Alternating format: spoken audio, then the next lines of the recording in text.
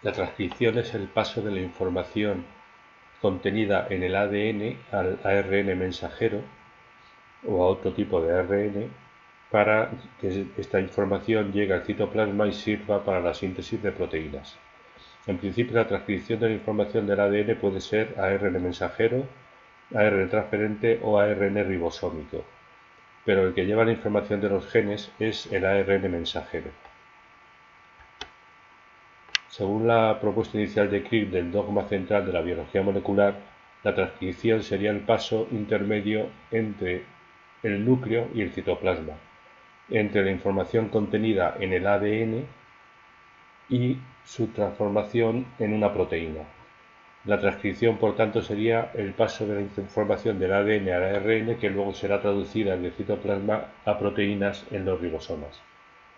Bueno, aquí tenemos la propuesta inicial del dogma central de la genética molecular de Crick de 1970 y las modificaciones posteriores que han incluido una transcripción inversa y también en algunos casos la replicación del ARN. En eucariotas, por tanto, la transcripción tiene lugar en el núcleo y en el citoplasma la traducción. En los procariotas, como no hay núcleo, ocurre todo en el citoplasma. Aquí vemos un esquema en el cual el ADN señalado como 1 es transcrito por el ARN polimerasa señalado como 2 para dar un ARN mensajero primario que luego tiene que ser madurado. Esta maduración supone una serie de procesos. El más importante quizás sea la eliminación de los intrones. Una vez maduro, el ARN señalado como 5 pasa al citoplasma donde es traducido a proteína. Como el ADN tiene dos cadenas, es una doble hélice, ¿cuál es la cadena codificadora? O sea, ¿qué cadena es la que lleva la información? ¿Qué cadena va a servir como molde? Bueno, esto no depende del cromosoma, no es una propiedad del cromosoma, es una propiedad de cada gen. Lo que significa que unos genes dentro de un mismo cromosoma se pueden transcribir tomando como molde una cadena o la otra, depende del gen.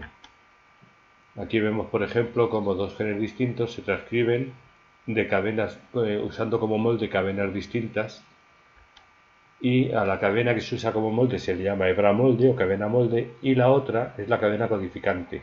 La cadena codificante tiene la misma secuencia que el ARN mensajero, pero en lugar de tener timina, el ARN mensajero va a tener uracilo entre sus ribonucleótidos. El ADN, por supuesto, está formado de desoxirribonucleótidos.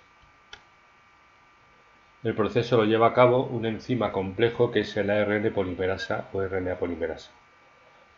Una característica importante de esta polimerasa que la distingue o la diferencia de la ADN polimerasa es que no requiere primer, no requiere cebador. O sea, puede empezar a sintetizar sin que haya ningún extremo al que añadir los ribonucleótidos.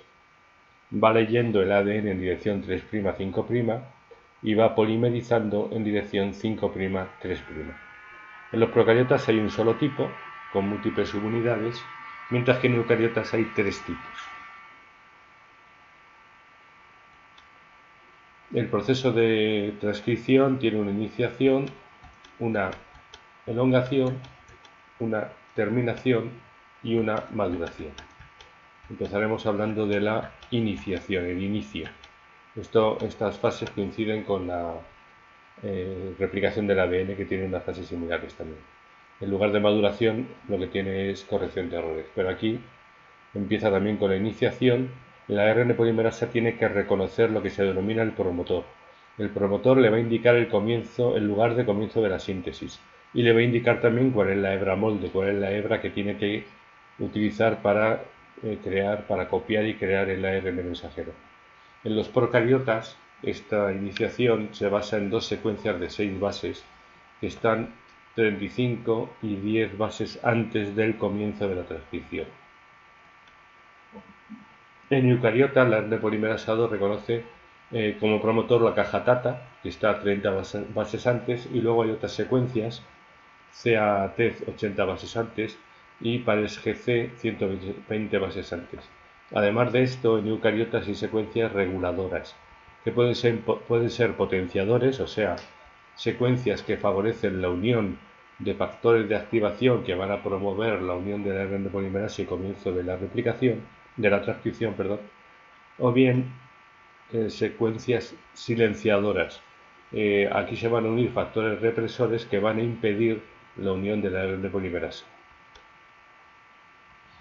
El ARN polimerasa se une, rastrea a doble hélice y encuentra un lugar donde se une y a partir del cual tiene que empezar la síntesis del ARN mensajero. Estas son las regiones en procariotas y en eucariotas que sirven de señal para la unión de la ARN polimerasa y indican el lugar donde comienza la transcripción. La siguiente fase es la elongación. En ella la ARN polimerasa va recorriendo la hebra molde del ADN en dirección 3'5' y sintetiza en dirección antiparalela. O sea, ARN complementario 5', 3', siempre mediante la complementariedad de bases. Toda la genética de los ácidos nucleicos se basa en la complementariedad de bases antiparalela. En eucariotas, en el extremo 5' se va a unir un derivado de ribonucleótido que es el metilguanosin trifosfato, o sea, un ribonucleótido con guanina, pero metilada y además con 3 grupos fosfatos en lugar de uno. Aquí vemos la ARN polimerasa unida y sintetizando el ARN mensajero mediante la burbuja de transcripción. Va abriendo la doble hélice del ADN y lo lee y la vuelve a cerrar. Por último, la terminación sucede cuando el ARN polimerasa reconoce una señal de terminación. Esta señal en procariotas es una secuencia palindrómica, o sea, una secuencia que se lee igual en un sentido que en el otro y que va a crear una estructura de lazo. En eucariotas, la secuencia típica es la secuencia TTA-TTT. Además, en eucariotas, en el extremo 3' se añade una cola poli-A, o sea, un número sobre 200, 300 unidades de ribonucleótido con adenina. Esta cola poli-A estabiliza y protege el ARN mensajero. La maduración, a continuación, una vez que se ha acabado de generar el ARN mensajero, este ARN mensajero es un ARN mensajero inmaduro. Y a continuación tiene lugar la maduración. En procariotas, los genes son continuos, de forma que los ARN mensajeros son copias literales de los genes. Aún así, los transferentes y ribosómicos sí que son cortados y hay una cierta modificación de bases.